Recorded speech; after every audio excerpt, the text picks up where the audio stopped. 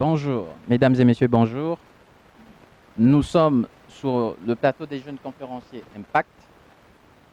De ce fait, nous recevons sur ce plateau des jeunes sachants avec qui nous allons développer sur le thème qui s'intitule l'école et le métier au XXIe siècle. De ce fait, nous n'allons pas entrer dans le vif du sujet sans que chacun d'entre eux se présente. Je passerai donc la parole à monsieur Jean-Claude qui nous fera son profil. Monsieur Jean-Claude. Merci, monsieur. Moi, c'est Jean-Claude Moussiessine Zoulou. Je suis animateur maître de jeunesse de formation et président d'une association locale de la jeunesse implantée ici à Mfilo. C'est un tour de table, donc on procède. Merci. Je me nomme monsieur Armel Monkou, président des jeunes conférenciers d'Impact, président, directeur général de l'ONG Maison des jeunes entrepreneurs. Et voilà. Passons la parole à monsieur le juriste. Bonjour, merci. Je suis Alfred Martial Mondembi Zabana, de formation. Bon, il y en a beaucoup. Il y en a beaucoup. Merci. On passe donc la parole à monsieur Signey, coach certifié de deuxième degré d'Afrique au développement. Merci beaucoup. Effectivement, je suis Azer Sidney John, NC, coach certifié deuxième degré d'Afrique en développement personnel. Et je suis également consultant international en stratégie de développement. Et développer les fonctions que j'occupe dans des plateformes, etc., serait un abus. Donc, je préfère m'arrêter là. Merci. Merci. Donc, mais nous n'avons pas une dame sur ce plateau pour dire, mesdames et messieurs, on est tous des jeunes. Nous avons un thème qui est intitulé « L'école et le métier au XXIe siècle ». Monsieur Signey, vous avez été le dernier intervenant. Je pense que vous allez entrer d'entrée de jeu. Qu'est-ce que cela vous dit en tant que professionnel, l'école et le métier? Merci beaucoup. Comme on le dit souvent, les premiers seront les derniers seront les premiers. Donc, le dernier à être présenté doit forcément être le premier à intervenir. Bon, vous savez, nous avons été à l'école. Nous avons été à l'école de nos parents, l'école de on a dit, l'école de on a fait, l'école de il paraît que. C'est-à-dire, nous avons été à l'école des prétextes. On nous a formés en comptabilité pour compter l'argent des gens. On nous a formés en gestion des ressources humaines pour gérer les ressources humaines des gens. Bref, nous avions été dans les écoles à acquérir des formations. Mais le champion des prétextes, c'est que nous sommes restés à ces écoles. Nous n'avions pas appris la science pour pratiquer. Nous n'avions pas appris le métier pour exercer. Je vous donne un exemple. Nous avions été à l'école, on nous a dit que pour entreprendre, il faut avoir de l'argent. On nous a dit, pour entreprendre, il faut faire l'étude de marché. On nous a dit, pour entreprendre, il faut avoir un budget, etc., des moyens, etc. On sent déjà le professionnel. Maintenant, je vais vous dire. Monsieur Signey, je ne vous arrête pas. Il y a monsieur Martial qui est sur le plateau. Je pense aussi, quand vous intervenez en disant que nous avons fait la comptabilité, mais nous n'avons pas fait de ça au niveau professionnel. Monsieur Martial, vous avez été sur le banc de l'école.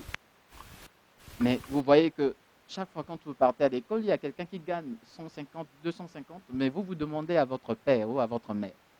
Qu'est-ce que cela vous inspire, l'école et le métier? Est-ce qu'on peut associer les deux, monsieur Martial? Déjà, on n'est pas faire du son mouton. Il faut plutôt reconnaître que le thème sur le métier et l'école au XXIe siècle, c'est un thème qui tend à s'étendre.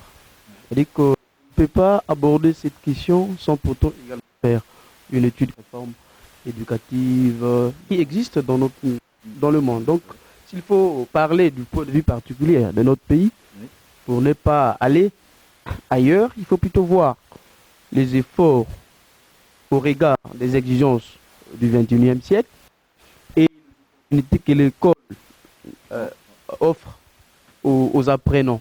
Parce que qui dit métier, qui dit apprentissage, qui dit école, qui dit également apprentissage. comment Jean-Jacques Rousseau disait dans l'Émile de l'éducation, que l'école, c'est quelque chose qui permet à l'enfant, en quelque sorte, d'être lui-même. Il peut être magistrat, demain, il n'est plus magistrat, mais il est lui-même parce que l'école lui a permis de reconnaître ce qu'il est. Alors, parler du thème de l'école et actuellement, il faut aussi aborder cet aspect formation, déboucher sur les talents de se lancer dans l'entrepreneuriat. Nous avons, Monsieur Martial, nous avons des jeunes entrepreneurs qui n'ont pas appris quelque part. Aujourd'hui, on parle d'entrepreneuriat. Pourquoi? Parce qu'il y a des gens qui ont eu des idées, qui ont matérialisé ces idées. Il n'y avait pas une formation quelque part. C'est juste une idée. Il est chez lui, il écrit un projet comme ça, sans aucune formation. Déjà, pour être un peu cadré, en tant que jeune entrepreneur, je peux déjà vous dire que s'il faut faire la distinction ipso facto entre ceux qui réussissent sans pourtant passer sur le banc de l'école et ceux qui passent sur le banc de l'école, là encore on va creuser. Ce qu'il faut reconnaître, c'est que chacun de nous dispose des capacités, des compétences naturelles en gestion qui font que certains sont bons en matière de gestion, duplication d'argent. Voilà. Maintenant, s'il faut dire que non, c'est qui n'était pas sur le banc de l'argent, et lui qui est parti à l'école n'a rien, là aussi on ne peut pas faire des démonstrations. C'est qu'il faut plutôt aborder de telle sorte que ceux à l'école finalement arrivent à s'inspirer de ceux qui réussissent, sans pourtant aller à l'école. Et puis, voilà. Donc, je vous arrête. Monsieur Armel Mankou, l'école et le métier, est-ce qu'on peut l'associer? On peut associer le métier et l'école. Au XXIe siècle, qu'est-ce que cela veut dire? Bien évidemment, compte tenu à l'actualité qui est présente, nous pouvons bel et bien associer. Pour moi, c'est un caractère ou alors une échantillon qui ne peut pas être distingué l'un de l'autre. Pour moi, pour réussir à établir un bon plan, en termes comptables, on va parler par exemple en compte de résultats prévisionnels. Il faut avoir de la connaissance. Il faut avoir de la connaissance pour avoir, parce que la connaissance est la meilleure des choses. C'est vrai, nous ne savons pas ce qu'est de mettre peut être fait, compte tenu, on dit Lazare n'existe pas. Pour moi, le mot figure, mais l'expression n'a pas de sens. Parce que tout doit se réaliser suite à un fait. Donc, l'association... Nous arrivons à un niveau, vous êtes juriste par exemple, nous en avons, il y a un jeune homme qui a été formé, qui a été dans un atelier, et aujourd'hui, après cet atelier, après cette formation qui ouvre une entreprise, il aura besoin d'un juriste. Mais il n'a pas été formé pour être juriste. Il a été formé pour être menuisier ou faire des... je ne sais pas comment on peut... Premièrement, là, vous rentrez dans l'aspect de ce qu'on appelle par le métier. Quand on opte dans le cas du métier ou alors dans l'entrepreneuriat, l'école et le métier, bien sûr, l'école et apprendre un métier quelque part. C'est ça. On ne va pas dans le sens où on choisit d'abord l'école. Est-ce qu'on peut associer l'école et le métier? Dans tout contexte, il est question de gestion. Rien n'est impossible. Quand vous avez la détermination, je dis bien, je le répète, que la réussite dépend de l'engagement personnel. Il faut s'engager pour réussir à sa vie. C'est-à-dire que vous pouvez en même moment étudier et avoir des business. Et j'en ai connu des personnes avec exemple et précision qui ont opté pour ce choix-là et qui sont aujourd'hui des grands hommes d'affaires. Donc, il faut au préalablement passer par la formation. Au préalable, il faut passer par la formation. Pourquoi est-ce qu'Amadou Ampatpa dit que la jeunesse est le temps d'étudier la sagesse et à un certain niveau, il faut le pratiquer? Bon. Monsieur Jean-Claude,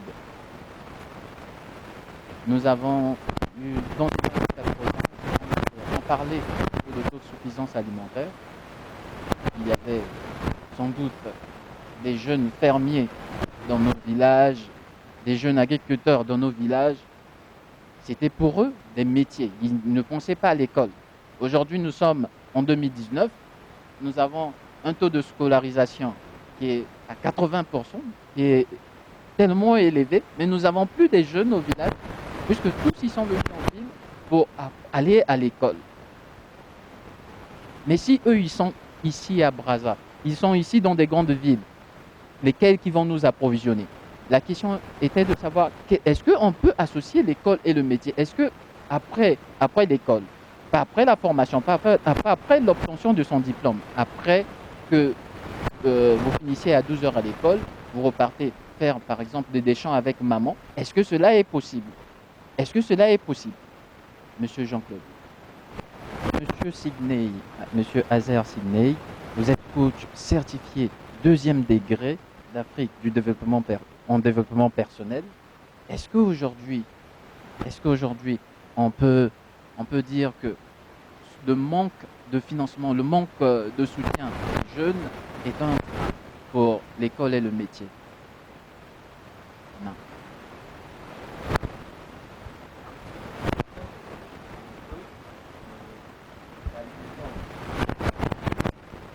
Déjà, pour revenir un peu, je disais sur la liaison entre école et métier, ça dépend.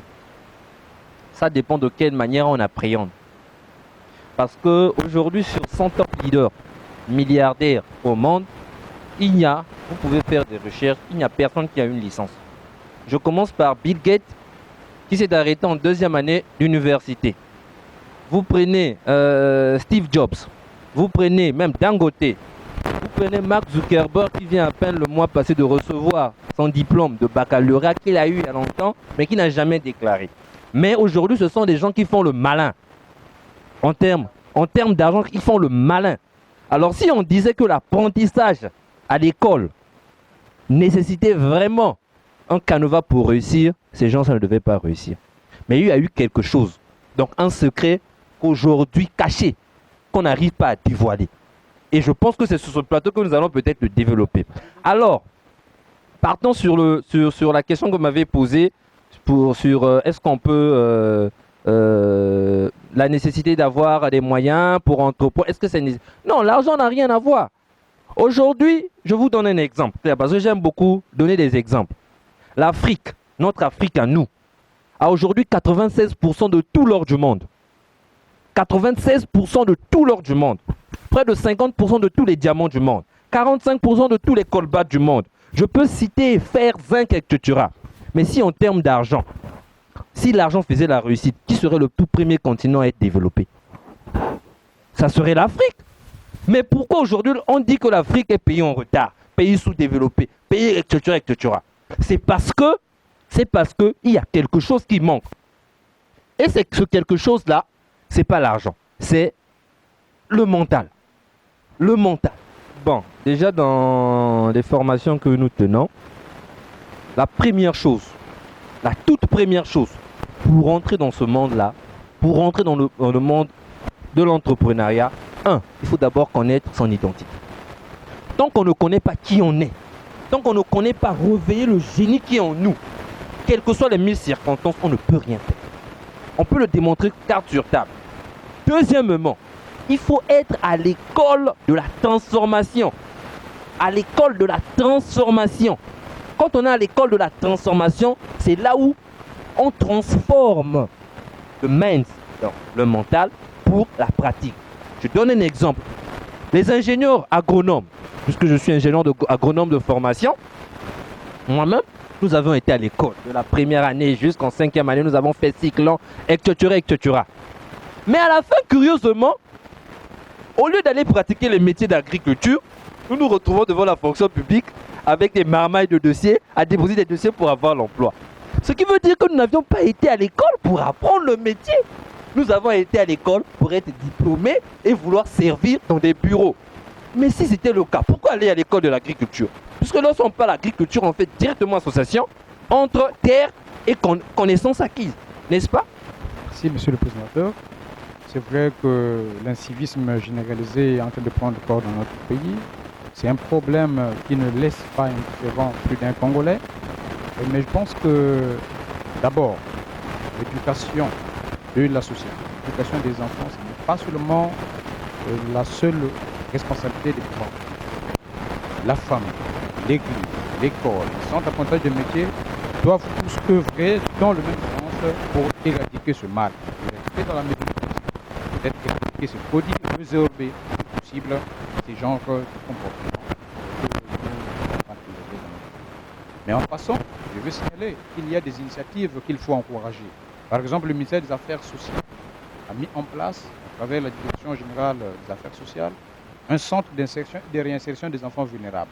Et je pense que si on peut intensifier ce genre d'initiatives, demain, par exemple, dans chaque arrondissement de Brazzaville, pourquoi pas dans tous les départements, les 12 départements du Congo, on peut trouver ce genre de centres pour insérer. Là-bas, il ne s'agit pas simplement de garder des enfants, mais après, on leur oriente vers l'apprentissage. Il y a des mesures qui ont été déjà prises au niveau du gouvernement, que M. Jean-Claude vient de citer. Est-ce que cela est nécessaire pour que ces jeunes-là sortent de cette délinquance? Est-ce que cela est nécessaire? Bon, je peux peut-être vous rappeler, monsieur le présentateur, que vous êtes déjà au moins à trois thèmes très, très majeurs qui minent notre pays.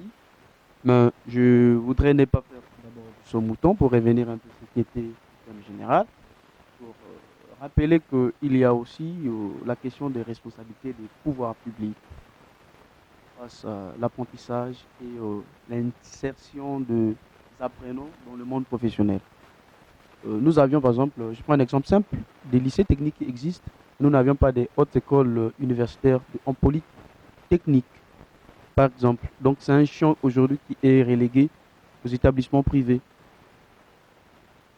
Là, privé. Est-ce que ces établissements forment-ils correctement? Il n'y a pas seulement la formation, il y a aussi la question d'accompagnement. Donc, sur ces questions-là, déjà, l'État n'existe quasiment plus. Est-ce que vous voyez? Bon, s'il faut revenir sur la délinquance juvénile et autres, moi, en tant qu'agent de développement social, je suis du ministère des Affaires sociales au temps normal, je dirais que s'il faut noter les efforts consentis par nos gouvernements sur ces questions-là, sur la moyenne de 10, je saurais donner même 5. Parce que c'est des questions qui sont négligées. On a comme l'impression que c'est un phénomène... Enfin, on a comme l'impression que c'était un phénomène... Je m'explique. Non, on a comme l'impression que c'est négligé. Pourquoi? Parce que le phénomène n'a cessé de prendre l'ampleur d'aujourd'hui. Les questions de réinsertion sociale. À l'époque, il y avait par exemple au niveau de Louvakou, le centre d'orientation, de rééducation. C'était ça la meilleure politique pour pouvoir barrer, pallier au développement de ce phénomène dans notre société. Mais il faut me rappeler que ce n'est pas la situation économique, la situation de crise, certaines familles aujourd'hui qui n'arrivent pas.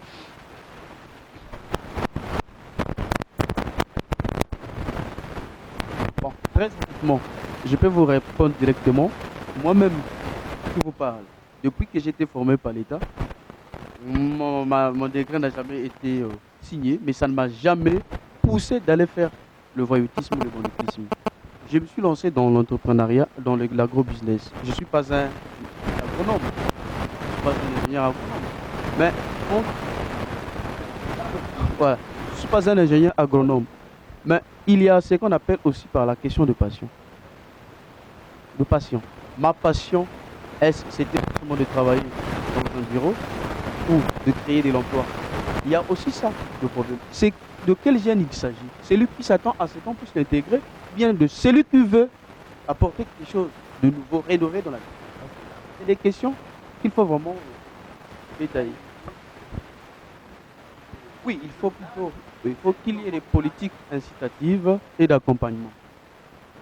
Oui, des politiques incitatives et d'accompagnement. Évidemment, je comprends la question d'actualité, mais j'ai donné mon avis autant qu'un acteur social et professionnel. Premièrement, vous devez savoir que je suis un homme apolitique. Alors, je vais apporter la solution au regard de la jeunesse. Qu'est-ce que je pourrais dire? Si nous avons pour vision, comme on dit, je vais parler de vision, nous sommes à peu près au carrefour pour décortiquer ou dévoiler réellement ce qu'on est censé faire et donner du sens à la jeunesse.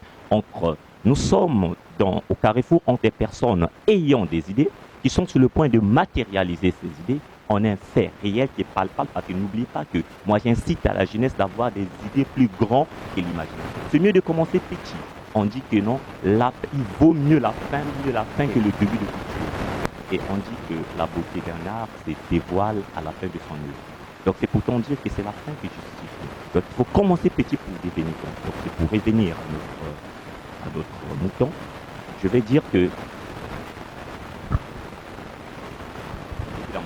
je vais prendre un exemple très pratique. Premièrement, je vais finir mon idée. Je disais qu'on est entre des personnes ayant des idées et des personnes ayant le financement. N'oubliez pas que nous devons toucher toute l'Afrique et pourquoi pas tous les jeunes du monde entier. En réalité, c'est quoi? Les personnes, aujourd'hui, vous allez constater une personne qui investit dans la gabegie financière, ayant à avoir 5 voitures pour lui seul. Mais avec ces moyens-là, il peut créer des entreprises, donner de l'emploi. On a besoin de la main-d'œuvre banale. On a besoin de la main-d'œuvre qualifiée. Voilà. Nous, on est au carrefour, donc on lance un appel. Donc, il y a des personnes qui ont des idées, qui ont matérialisé leurs idées, ils peuvent nous contacter et on lance l'appel à l'investissement. C'est pour aider, afin que ces jeunes soient soutenus. Donc, raison pour laquelle il est très important. Moi, j'ai connu une sœur, je vais prendre un cas pratique, qui a commencé son activité avec 1000 francs et aujourd'hui, c'est une dame qui prend soin de son enfant et je vais prendre l'exemple de ce métier. OK? Et ce que M. Mankou venait de dire, je pense que le grand problème, il y a un déficit communicationnel. Donc, c'est pourquoi, si les parents peuvent nous faire confiance, je pense qu'il faut qu'il y ait une communication permanente. Et du côté du pouvoir public, il y a quand même ce vide-là qui est constaté ou observé. Et pour notre gouvernement, vous savez, à un moment donné, nous les parents, on essaie de masquer nos enfants. On les cache, on les protège. Même quand on sait que nous avons un enfant qui se comporte comme ceci, comme cela, qui a une perversion de comportement, on le cache. Et pour notre gouvernement, c'est que tout récemment, le gouvernement a mis en place le PDCE, le programme de développement de compétences pour l'employabilité. Et il y a eu des formations dans ce sens-là. Je pense que si, par exemple, le public nous avait associés, nous on pouvait faire le relais communautaire pour donner la bonne information aux parents qui doivent saisir ce genre d'opportunités pour que les enfants... bien. Bon, ah oui, je vais répondre d'abord. Très bien. Dire que la jeunesse congolaise n'a pas de vision, ce serait pour moi faire une affirmation gratuite. D'autant plus que même quand vous avez 2 enfants, qui sont des jumeaux, mais les 2 ne peuvent pas avoir le même comportement. Parce que chacun de nous a une personnalité. D'accord. Bon, mais moi, je voudrais peut-être apporter quelque chose. Vous savez, il y a 4 types de leaders. Il y a le leader naturel. Il y a le leader potentiel, il y a le leader formé et le leader limité. Monsieur Sidney peut être un leader naturel, mais qui pense qu'il doit lier l'utile à l'agréable en se formant. Mais et puis se former, c'est quoi aujourd'hui, monsieur le présentateur? On ne peut pas se limiter. Ce n'est pas pour rien que moi j'ai ressorti un lien étroit entre la formation, entre le métier et l'école. Pour moi, je pense que c'est important. Franchement, pour répondre clairement à cette question, je n'oserais pas commettre la bêtise de dire que la jeunesse congolaise manque de vision. Non. Les jeunes ont une vision. Mais le vrai problème, c'est comment atteindre cette vision. C'est ce qui manque. C'est ce qui manque.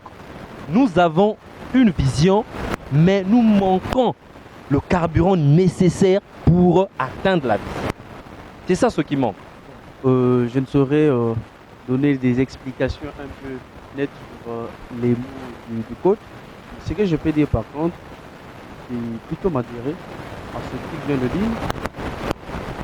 La jeunesse congolaise a une vision, mais elle est limitée tantôt à l'organisation. Oui, la vision, on l'organise. Mais la vision, sans moyens aussi, elle est impossible à réaliser. Et donc, il faut avoir une vision, c'est avoir des moyens. Les moyens sont nombreux. Je répète, les moyens sont nombreux. Avoir une vision ne s'arrête pas là. D'ailleurs, s'il faut revenir sur les propos bibliques, je dirais que le corps de l'homme est rempli des projets. Mais ce qui se réalise n'est sont que ce que Dieu, pour ceux qui ont fait la Bible mieux que moi, vous diront que ce n'est que ce que Dieu accepte encore quelque chose de comme ça. Tu peux avoir une vision, oui, et tu manques les moyens de les réaliser. Ce n'est pas forcément les moyens financiers. Il y a plusieurs moyens. Voilà. Bon, d'accord. Je vais commencer une idée qui me vient en tête, très pratique, en rapport de ces moyens-là. Oui, évidemment. Vous devez savoir que chaque membre du corps n'a pas les mêmes forces. C'est-à-dire qu'il faut implorer ce qu'on appelle par la loi de l'équilibre. Il y a des membres plus forts et plus faibles dans la nature. Alors, il y a des personnes qui sont mentalement faibles, mais qui ont des bonnes idées. Et alors, il y a des personnes qui ont des financements, mais il faut soutenir les faibles. C'est comme le corps. Aujourd'hui, si vous êtes censé soulever une pierre, je prends un exemple pratique. Vous soulevez une pierre, vous n'allez jamais constater que la main droite a plus de force et retire, la main gauche qui reste là. Non, il y a connexion, et il y a ce qu'on appelle par la loi de l'équilibre. Et c'est dans ce sens que j'aimerais donner mon apport. C'est-à-dire que, voilà, la capacité de financer ceux qui ont des idées. Bon, moi, merci beaucoup encore. De mon côté, je ne verrai pas les choses de même angle que mon frère. C'est vrai que pour entreprendre aujourd'hui, parfois, il faut s'associer. Parce que l'association est de beaucoup. Moi, j'ai un véhicule, l'autre a une carrière, l'autre a quelque chose. On s'associe, les trois, pour développer quelque chose. Mais on peut aussi aller plus loin. Aujourd'hui, beaucoup de voix s'élèvent en Afrique. Beaucoup de voix se lèvent en Europe pour expliquer aux gens, pour renforcer les capacités des gens à les faire comprendre qu'on peut aussi entreprendre sans financement. Parce que ce sont des thématiques qu'il faut aussi aborder. Parce qu'on ne doit pas seulement se clouer, être crucifié sur une croix pour dire que pour débuter un métier, il faut obligatoirement un financement. On peut entreprendre sans financement. Il y a des gens qui l'ont fait. Je vais vous donner un exemple. Terre à terre. Le géant de l'Afrique, le multimilliardaire, le tout premier milliardaire d'Afrique, Alingo Dangote. Comment il a commencé son entreprise? Les jeunes doivent savoir comment il a commencé. Moi, je vais vous expliquer comment il a commencé. Voilà ce monsieur qui un jour se réveille. Il constate que dans son quartier, il y avait plein de constructions. OK? Mais l'approvisionnement en ciment était un peu compliqué. Qu'est-ce que ce dernier fait? Il se rapproche vers les fournisseurs pour leur dire que moi, je peux vous vendre, par exemple, 100 sacs de ciment par jour, du moment où vous vendez 20 sacs de ciment par jour. Stratégie, il va de l'autre côté, il dit, moi je peux vous apporter du ciment sans que vous puissiez même vous déplacer, mais moyennant vous me donnez quelque chose. Alors qu'est-ce qu'il a fait? Il a fait le pan. Il va prendre le ciment pour aller livrer, on le paie quelque chose, il revient, là où il a pris du ciment, on le donne quelque chose. Et à la fin, il se retrouve. Et voilà un jour qu'il se retrouve confronté devant un problème où on vendait une usine de ciment, de fabrication de ciment. Et qu'est-ce qu'il fait? Il se rapproche, là où je rejoins mon frère, il se rapproche de ces personnes pour leur dire que vous me connaissez, je peux gérer, vous pouvez acheter, je vais gérer pour vous. Et il a commencé comme ça. Il n'a dépensé aucun fonds pour atteindre cet objectif. Mais aujourd'hui, c'est multimilliardaire dans le domaine du ciment. Et on peut citer plein d'exemples. Ah, d'actualité, ça existe, hein, puisque moi-même, j'ai pu créer une entreprise sans financement. Je peux encore rappeler que quand on parle des moyens, une vision qui s'accompagne de moyens, il y a les moyens stratégiques, il y a les moyens financiers, il y a les moyens, comment est-ce qu'on appelle, du point de vue structurel, organisationnel. La liste n'est pas exhaustive. Monsieur Dangote, ça peut être un cas exceptionnel. On ne gagne pas la guerre qu'avec des moyens financiers, encore avec les armes. C'est pourquoi vous allez voir qu'on a développé au sein de l'armement, dans les pays comme les États-Unis, vous avez des écoles de stratégie militaire qui existent au-delà de l'armement qu'ils ont. C'est pourquoi faire? Tout simplement parce que si ce n'est que pour les armes, ça ne s'arrête pas là. On a aujourd'hui le service secret qui a été développé longuement pendant la Deuxième Guerre mondiale. Et ça a démontré que quand vous gagnez la guerre sur le plan stratégique, vous la gagnez sur le terrain. Et donc, c'est ça aussi l'entrepreneuriat. Je conçois les projets, je ne suis pas à mon premier projet. Je suis passionné de l'agriculture et c'est dans ce domaine-là que je le plus. Je ne saurais plutôt parler de ce que je n'ai pas fait. Parce que j'ai touché quand même pour une première fois 2 700 000, c'est dans l'agriculture. Et je ne peux pas plutôt dire que non parce que j'ai peut-être eu la force d'aller tenir là où la matière que tout le monde peut forcément réussir. Non, non, non, non. Il faut aussi tenir compte des capacités des uns et des autres. Bon, en réalité, je vais éclaircir un point en rapport de ce que vous dites. En réalité, vous devez comprendre que les jeunes doivent se poser des questions. Pourquoi connaît-on ce qu'on connaît et pourquoi voit-on ce qu'on voit? Et moi, je dirais que si l'on connaît ce qu'on connaît, dans cette perspective constructiviste, si l'on connaît ce qu'on connaît et voit ce que l'on voit, c'est que rien ne peut vous empêcher de réaliser ce que vous pensez. Nul n'est impossible à celui qui a une conviction et une détermination sur ses idées. Matérialisez les idées. Lancez-vous dans les idées. Commencez même petit avec des petites choses pour réussir à accomplir des grandes choses d'ici demain. Donc voilà. Donc ne minimisez pas les projets. Ayez des projets. Lancez-vous dans l'entrepreneuriat. Merci pour tout ce qui a été dit. Mais au nombre des moyens, je pense que la communication en est le premier. Vous savez que l'expérience de chacun dans la vie compte de beaucoup.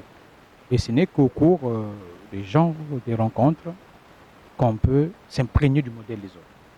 En tout cas, je pense que même quand on est expert dans tel domaine, mais on doit avoir aussi quelques manquements dans un autre domaine. Et donc, il faut forcément de la complémentarité. Et donc, les jeunes doivent être attentionnés par ce genre d'initiatives s'ils veulent vraiment relever les défis. Nous comptons sur eux. Nous savons que la jeunesse de notre pays a plein de potentialités. Mais cependant, il faut que nous, la société, nous nous organisons.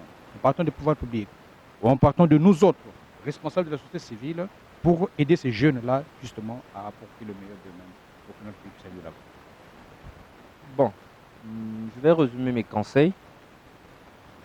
Un grand homme m'a dit, pour réussir dans la vie, il faut voir du côté où va la masse et prendre donc le sens contraire. Nous avions tant fait des investissements, nous avions mené des démarches entrepreneuriales, etc. Et nous n'avions pas trouvé de résultats favorables et adéquats. Le potentiel, on en a. La vision, on peut l'avoir. Mais le problème, c'est quel ingrédient mettre pour matérialiser la vision. Ok? Deuxièmement, nous devons associer dans tout ce que nous faisons le développement personnel. Parce que si on ne se développe pas nous-mêmes, on ne peut pas se développer. Et dans le développement personnel, il y a beaucoup de choses à apprendre que nous ne dirons pas certainement sur ce plateau, que nous allons continuer parce que là, nous avions même lancé un programme où nous formons gratuitement les jeunes. Bon, j'aimerais donner l'ingrédient. Le tout premier, c'est de se lancer, d'oser, oser. Même quand on sait que ça ne marchera pas, oser. Parce que l'échec n'est pas une fatalité, l'échec est l'apprentissage. Quand on n'échoue jamais, quand on n'échoue pas, on ne peut pas apprendre. Walt Disney a échoué près de 400 fois en demandant de financement à la banque pour réussir son projet. Et aujourd'hui, Disney existe. Je peux citer beaucoup, mais il faut oser. Robert Kiyosaki le dit, il faut oser. Oser pour devenir riche. Merci. Quelqu'un m'a dit un jour, partir de rien pour devenir quelqu'un un jour, c'est possible si on le veut. Oui, c'est possible si on le veut. Oui, c'est possible si on le veut.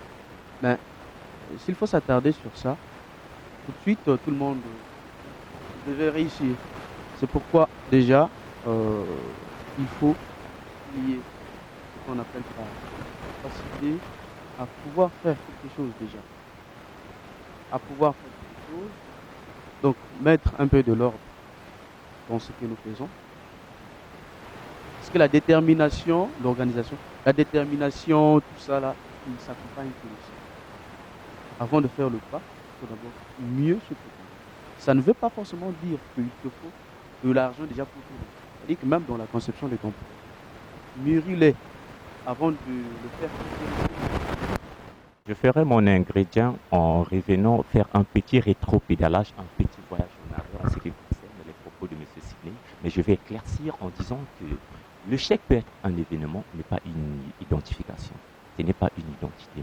C'est pourtant dire que pour prendre la vie aujourd'hui, les jeunes doivent prendre leur vie. C'est comme si vous êtes au volant de votre voiture, dans laquelle vous allez regarder le rétroviseur petit, mais qui vous représente le passé, ce que vous avez vu. Regardez petit votre passé, mais ayez la grande prise.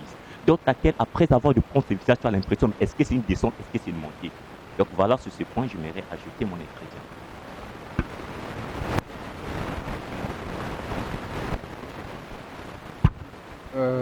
Mon ingrédient, puisque mes prédécesseurs ont presque tout dit, j'appellerai les jeunes à une discipline personnelle sur soi-même. Si les jeunes veulent réussir, dès que vous avez osé, dès que vous avez une attitude, soyez disciplinés vous-même. Vous allez remarquer, il y a un responsable, je dis qu'un entrepreneur qui a dit un Congolais de Brazzaville, pour savoir qu'il a maintenant des millions, la première chose qu'il va faire, c'est de se faire lancer par un musicien pour lui dire non, voilà, on va annoncer par exemple Jean-Claude Moussissine Zoulou. Alors, est-ce que vous savez que cet argent-là, vous pouvez l'investir? Donc, il faut une discipline personnelle. Je pense que ça donnerait plus de punch pour la jeunesse. La terre peut être comme la personne qui détient le projet, et cet arbre constitue finalement la somme des personnes avec lesquelles finalement ils vont réussir ce projet. Moi, qu'est-ce que je fais normalement? Quand j'ai un projet, une vision, je sais que je n'ai pas assez de moyens. J'associe tout le monde. Vous ne pouvez pas avoir de l'argent, mais vous connaissez quelqu'un qui peut facilement nous aider à trouver des partenariats avec des investisseurs étrangers ou encore des capitaux. Voilà, je ne vais pas trop revenir. Pour clore, parce que ça ne sait pas de beaucoup parler pour ne rien dire, j'aimerais dire aux jeunes, nous avions trop regardé dans le rétroviseur, comme l'a dit mon frère. Il est temps de lâcher prise, parce que nous devions faire décoller le Congo, parce que nous devions faire décoller l'Afrique. Et pour décoller l'Afrique, nous devons revenir à l'école de la formation. Pas formation de l'école, hein, parce qu'il y a des diplômés aujourd'hui qui n'ont pas atteint le succès en finance. Il y a des diplômés aujourd'hui qui se retrouvent demain à la fonction publique et font la course du rat. Salaire, travail, et à la fin, derrière la CNCS, etc., pour attendre les pensions de salaire, qui ne font absolument rien avec. Nous devons nous muter dans la science de la pratique. Et la pratique, c'est entreprendre. Aujourd'hui, dans le 21e siècle, toute personne qui n'a pas une activité parallèle dans le domaine de l'entreprise n'est rien. Aujourd'hui, les NTIC nous facilitent même. Nous avons même le business en ligne. Donc nous avons tous les ingrédients, tous les moyens pour réussir. Alors nous devons donc revenir à l'école, cette école dont nous parlons. Donc de la transformation du mental. C'est ça. Donc nous ne changerons pas de mentalité zéro. Et pour chuter, j'aimerais dire que je suis disponible à être en partenariat avec la plateforme pour donner des formations. Mon cabinet est à Mongali et à toute fois on peut me consulter, etc. pour les gens qui ont des projets, les gens qui veulent associer du développement personnel avec les projets, pour le coaching, etc. Nous sommes disposés à aider la jeunesse congolaise pour sortir donc le potentiel qui se met en eux et pour investir pour que nous ayons un Congo meilleur comme les autres. Merci beaucoup. Mesdames et messieurs, nous avons reçu sur ce plateau des jeunes sachants en développement personnel.